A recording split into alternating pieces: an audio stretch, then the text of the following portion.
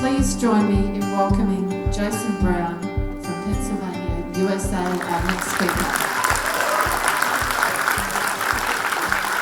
Hey everybody, hello, welcome. So this is going to be an interactive experience, so I'm not going to be able to hear you all that well, but I need to see, by a show of hands, I might ask you a few questions. So by a show of hands, who had coffee this morning? By a show of hands, let me see. Okay. I see one person without their hand down, ma'am. I'm gonna need to get you a cup of coffee. Yeah, I was looking directly at you. Okay, all right. If you joined Rotary in the past 10 years, raise your hand. If you joined Rotary over 20 years ago, raise your hand. Oh, wow. Okay. All right, there's a good amount of people there. All right, y'all, here's the thing. I'm gonna need a little bit more energy than just raise your hand. Can I get everybody just to stand? Everybody stand up for me. I need you to get loosened up. I know you just sat down, but I need you to shake it out, y'all. I need you to shake it out, okay? All right. Yeah, I see you up in the front. You're shaking it out really good. I see you on the front. There you go. All right, everybody. Go ahead and sit back down. Let's go ahead and get things started. We're going to be talking about making membership memorable. We're going to be talking about making M&Ms. And these are the two things that I have been talking about quite a bit. Membership is hugely important, and that's why we're here today. So, first question I'm going to ask you. If you had to choose one between one of these two, now it's going to be by a show of hands. Think about it for a second. Which is more important? Membership growth or membership retention? If you think it's membership growth, go ahead and raise your hand. Ooh. Membership retention, if you think that's more important, raise your hand. All right, we're cooking. We're cooking right now. We are cooking with some flame. All right. So we're here to talk about making M&Ms, or as I like to say it, making membership memorable. As you can see, I have a solid table of M&Ms. Who in here likes M&Ms? Raise a hand. If you know, yup, okay. If you're a lover of chocolate, raise your hand. I just want to see who else is a lover of chocolate in the building. Okay, who does not like chocolate? Who does not like chocolate? I see you, sir. I see you, sir or madam in the front. I can't see. I don't like chocolate. I see you. All right. This is us. This is our ideal membership. It's colorful, diverse, sweet. When you think of membership, thinking of making membership memorable, think of these M&Ms. And membership is the most important aspect of Rotary. Without great membership, we do not have great clubs. Without great clubs, we cannot support the foundation or our service projects. Anything of quality within Rotary requires quality membership, and thus, membership is the most important aspect of Rotary. We all have to make M&Ms. We all have to make membership memorable. Just as important is the fact that we need to change our approach to the way that we handle membership. President Hogan has said that in recent years we have failed in our efforts to grow Rotary, and we need to change our approach to membership. He asks us not to grow our clubs for growth's sake. Instead, he asks us to be intentional and purposeful with adding and sustaining membership. To continue to impact our communities locally and globally, we need healthy membership, and thus, membership must be core to all of our efforts. We need to make membership memorable. We need to all make M&Ms. I'm not sure how many of you make them. But making M&Ms is a little bit difficult. And as leaders, you will run into barriers in 3 areas. A lot of times we're acting a little old. We have information overload. And we're also going against the status quo. These are the 3 barriers that we're going to talk about first. We're going to set it all up, and then we're going to figure it all out together, and we're going to make some M&Ms. The first barrier to making M&Ms is that sometimes we're acting a little old when it comes to Rotary. Now, how many in the audience feels young today? Raise your hand if you feel young today. I see a couple hands do this. They're like, well, I suppose maybe I can feel young today. Maybe I do.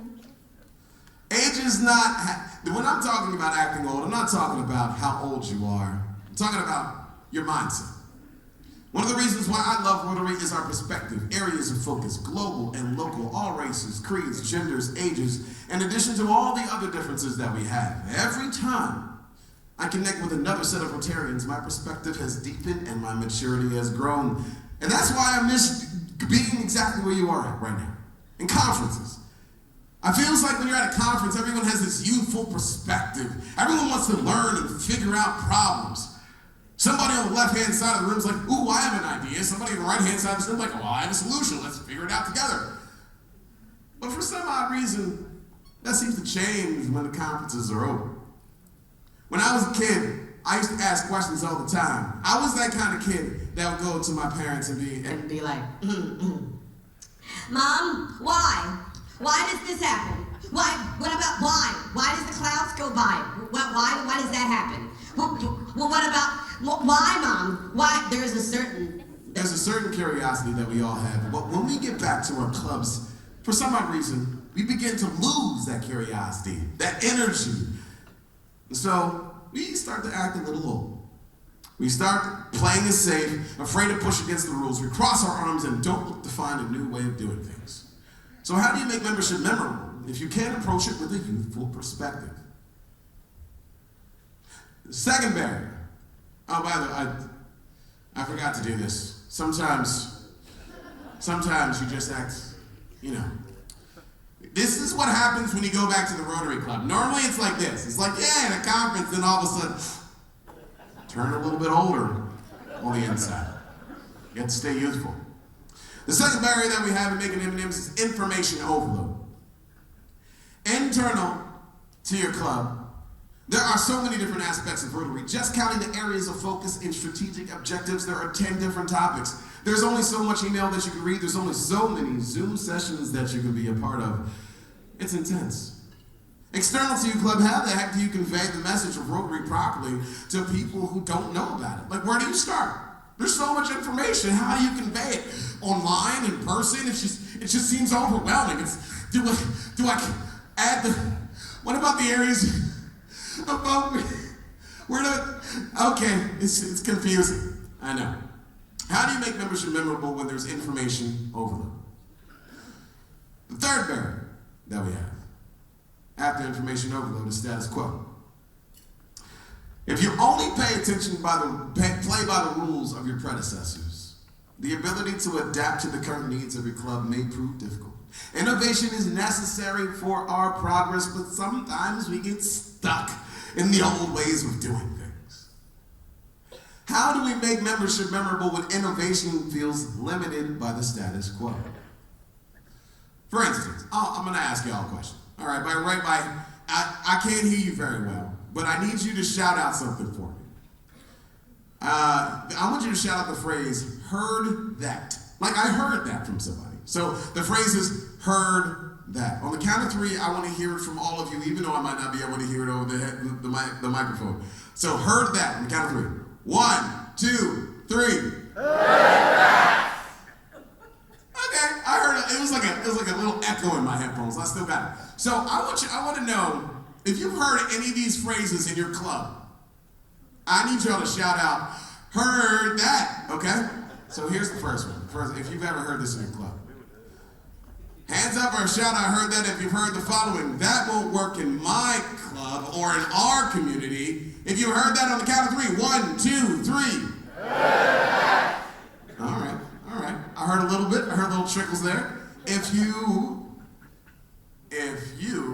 have heard somebody in your club say, that's not my job, on the count of three. 1, 2, 3. Okay. Have you had somebody in your club say to you, we've always done it that way. I know on the count of three. 1, 2, 3. All right. I can't tell the love. I heard some people say, at least one person has heard that. And so you understand that sometimes status quo gets in the way of us acting and being successful in Rotary. We need to make M&Ms. We need to make membership memorable. But we have three different things that are blocking our way. We have information overload. We have status quo, and we're acting a little old, even though we're acting old. Even though our spirits might be young, we seem to be acting a little bit old. But how are we going to figure this out? How are we going to solve all this? Well, let's go ahead and go to Louisiana. We're going to talk to my grandfather. My grandfather would have been a great Rotarian. My grandfather made M&Ms. Mr. Nelson is his name. He was never a Rotarian, but Mr. Nelson, and he never started a Rotary Club, never joined a Rotary Club. I don't even know if he knew what Rotary was. But he did inspire membership in something called the Club of Nelson. Mr. Nelson grew up in a predominantly southern African-American town in the U.S. His family had little money, quality education was scarce, racism was abundant, there was a lack of community, opportunities were limited.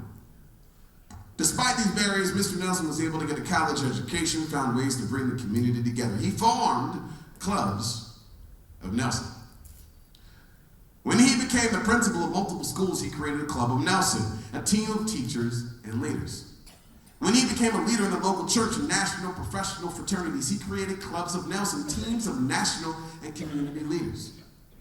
When he helped install local sanitation and water systems, just like we do in Rotary, he created a Club of Nelson, a team of government officials and policymakers. To create change and impact in his community, Mr. Nelson worked to foster memorable membership in the Club of Nelson. It's a pretty cool club, except for one small thing. The Club of Nelson never really existed. The thing is that it felt like the Club of Nelson existed to those that he worked with, the members, the community. Mr. Nelson made M&Ms, Mr. Nelson made membership memorable. He's the reason why I became a Rotarian, even though he never knew of it. He passed away 10 years ago, but if you go down to Louisiana, to this day, you ask about Mr. Nelson, there's a whole lot of people in that club that's like, oh, I know Mr. Nelson. That's the reason why I started. That's the reason why I help out. That's the reason why we put together. How do we put all that he's still creating meaningful and memorable membership in the Club of Nelson, even though he's not around. So remember, y'all, we have three things that we have a problem with. Three barriers that we need to fix. We're acting a little old, there's information overload, and there's some status quo. And so I think that we could use Mr. Nelson's methods to address these. So here's the ways that we're going to do it. Strong identity, clear public image, business-minded, innovative and fearless, and create partnerships. These are the 5 ways we're going to make it done. Because this is what he did. Let's start off with strong identity, y'all. Let's start off with some strong identity. This is what helps with a little bit of the status quo. Things as they were. Having a strong identity allows you to properly shape all of your efforts. What are your club values? What are your goals? For those with a mature club, I'm sure that you've done some strategic planning. I'm sure you have. I'm sure for those that have not, hopefully you've had a few conversations. But understanding what your identity is hugely important. People talk about adding youth to Rotary clubs. People talk about changing the way that Rotary clubs are. I am not going to stand here and tell you that all clubs need to change in the same ways. I'm not going to say that. What I am going to say is that understanding and figuring out what that identity of the club is paramount to deciding what path you need to take. Rotary clubs are all different. But understanding what your identity is will enable you to be successful. Hypothetically, if you can't bring a whole lot of people, young people into your club, because maybe you're an older club, there are other opportunities to create membership in Rotary that may not be directly related to your specific club. There's options out there. But you need to understand your identity first. Who is your club? Who do you represent? What do you stand for? There's a few people in the beginning question. 95% of y'all raise your hand and said, yes, retention is more important than growth. There's a few people that are like, no, I think that growth is more important. Are they in leadership? If they are, the identity of the club is part of all of those members. You can't be something to everybody, and once you find your identity, nurture and make M&Ms. Quick question. So I'll give you an example. Everybody. For a prospective member, what is most important? Talent, financial ability, diversity, or passion? Talent, financial ability, diversity, or passion. For a prospective member, what's more important? For number one, raise your hand in the audience if you think number one is most important. Number two, financial ability. Raise your hand if you think that's most important. Diversity. Number three, raise your hand if you think diversity is more important. Four, if you think four is most important, raise your hand.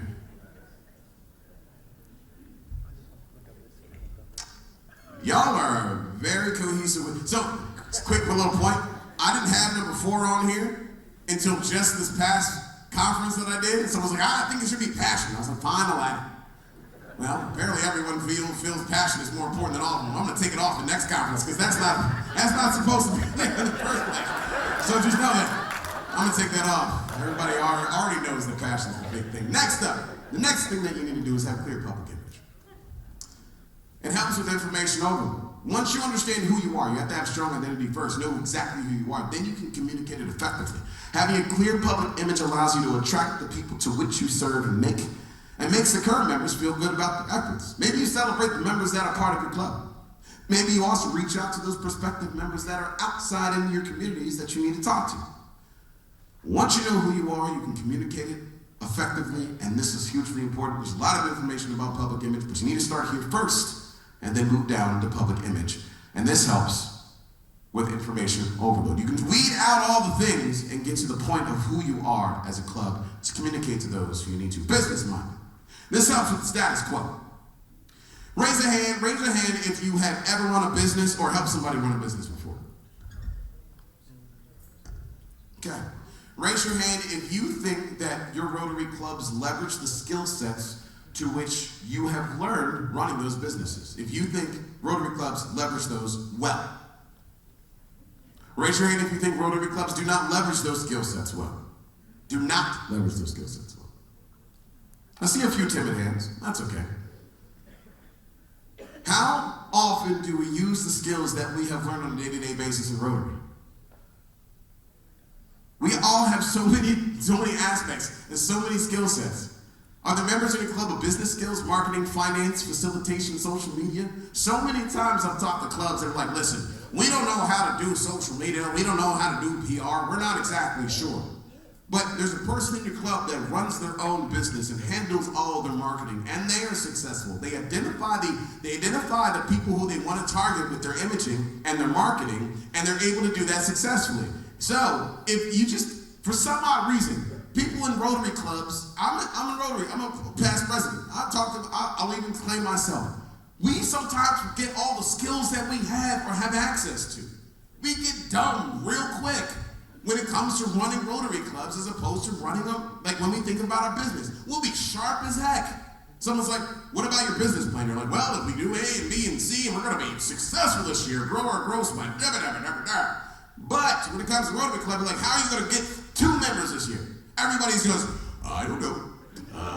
We need more young people. How do we reach them? For some odd reason, the skill sets that we use in the business realm don't translate over, and we need to do that more. We ask our members to tap and ask people to join our club, but we don't ask the members in our own clubs to leverage the skills they have. Sally or George is sitting at one of your tables right now, and if you just say, hey, excuse me, can you help us with this one project? I know you do this on a daily basis. And I know we're all volunteers, but it would be really awesome. Leveraging the business-minded side of ourselves is going to be hugely important. That's what my grandfather did. All the projects that he worked on, he leveraged the business skills of everyone else. He did not know how to do all that stuff, but he found some people who did. Innovative and fearless. Yeah, this is helping with acting old. So, my grandfather was fearless, man. Fearless.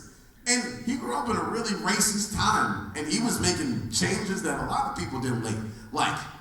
But he was fearless and he was innovative, and he found ways of making things happen. Right now, as the world is still coping with COVID, I know that y'all have had a great handle. Y'all doing much better than we are. I'm from the States. We're confused. We don't know how to handle this. You know what? Y'all did a lot better, but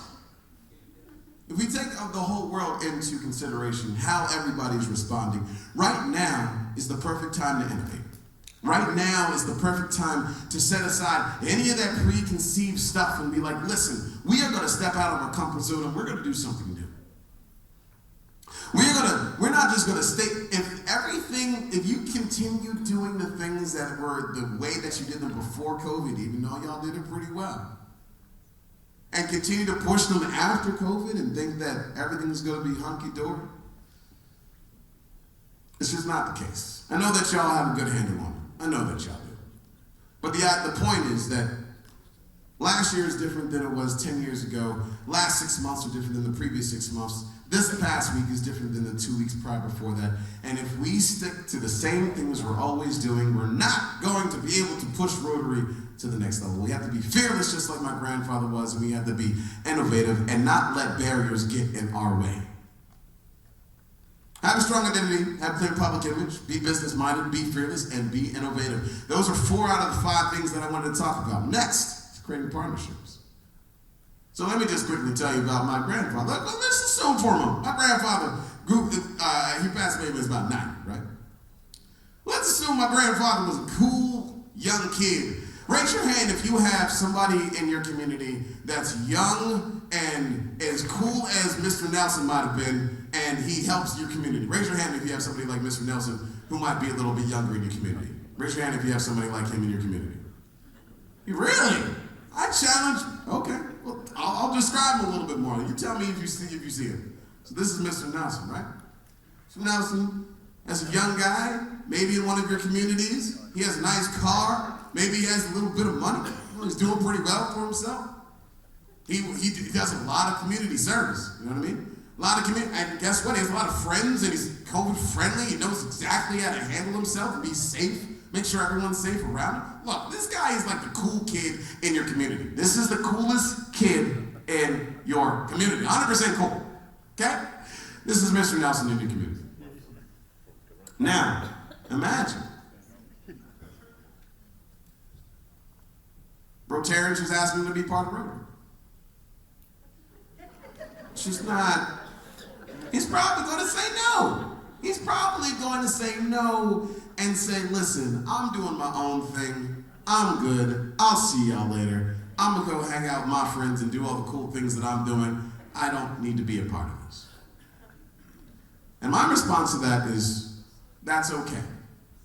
One thing that we don't do in Rotary, and this is probably one of the most important points that I like to share, is that we don't like to make as many partnerships. We like to ask people to join our clubs. And when they don't join our clubs, we say, okay, no problem, I'll see you later, have a nice day, have a nice life, la la la la. As opposed to saying, Mr. Nelson, you don't want to be a part of Rotary, that's cool. What's important to you? Oh, that's cool. That's also important to us. Why don't we work on a project together?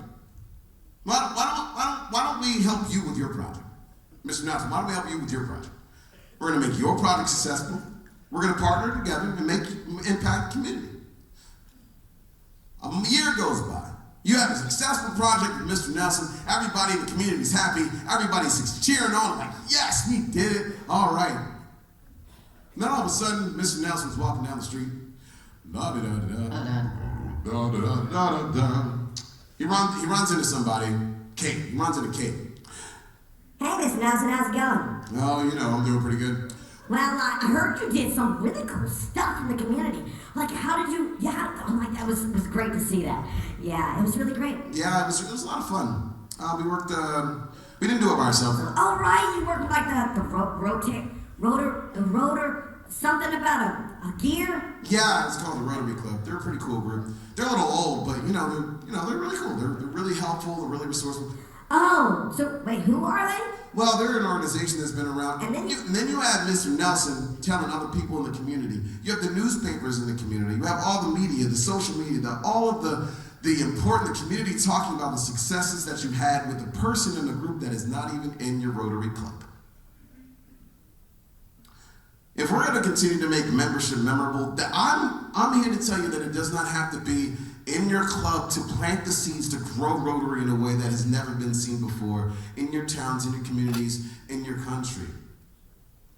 Those partnerships are hugely Hugely important. They plant the seeds for growing membership in the way that it can't be. And it's not just about, hey, go out of your way to ask 10 people to join our member. No. Who are those people in those communities that are the movers and shakers? Where are the Mr. Nelsons at? Partner, connect with them so you can make some M&Ms and make membership memorable, not only for you and your clubs, but for your entire community. The barriers are significant.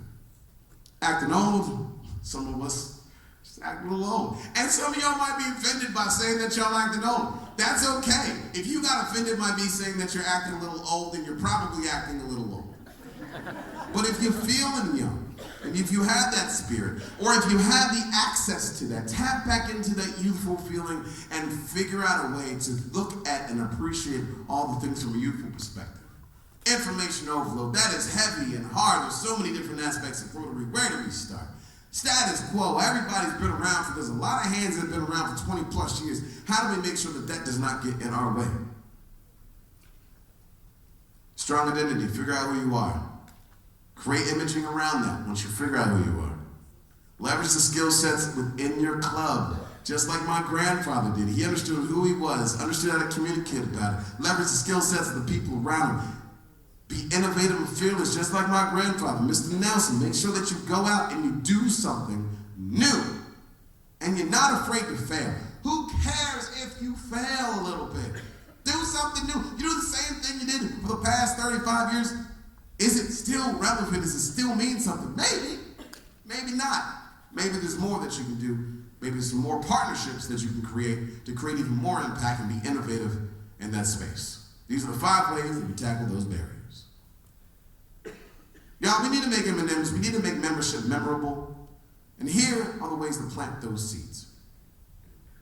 It's going to take a whole lot to make this happen. And whether I'm over here in the States and you're over there in Australia, far safer than we are here, because y'all know how to do the whole COVID thing.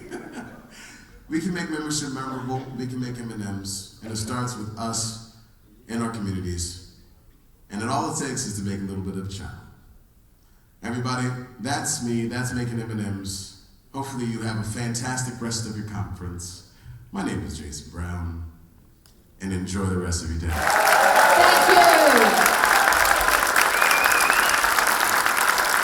Thank you.